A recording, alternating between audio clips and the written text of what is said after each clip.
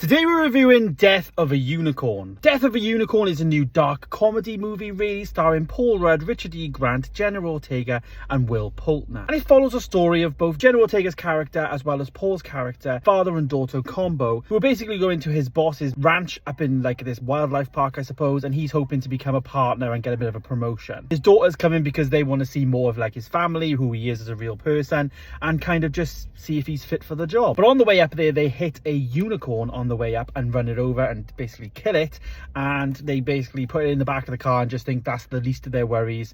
Let's just get this interview done past that and then they'll deal with the unicorn later. However, things escalate, of course, and the other guys have to get involved, and it puts his whole thing, I guess, in jeopardy of getting that promotion. I found this film to be quite a difficult struggle, to be honest, to actually push through this film.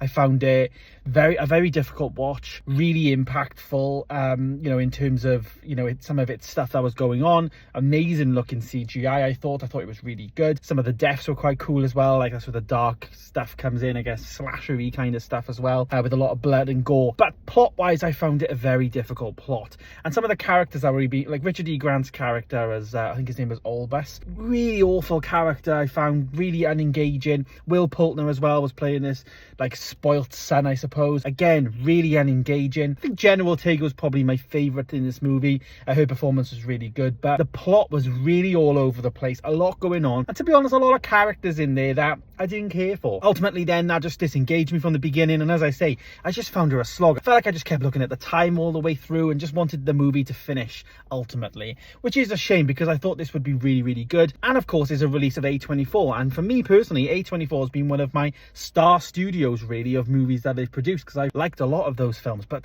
this one just didn't hit for me. As I say though, some performances in there were okay, but things like Paul Rudd, of course, he's done Ghostbusters recently, as well as obviously the Marvel stuff, but even in those films he's way better than in this film, and there was just no engagement there from the actors that were, maybe, I wouldn't say it's the actors' faults, I think it's the characters and I guess the plot that they were playing, and it just personally didn't work for me. Rating the movie though, I will give it a 2 star. Have you seen Death of a Unicorn? Let me know in the comments down below.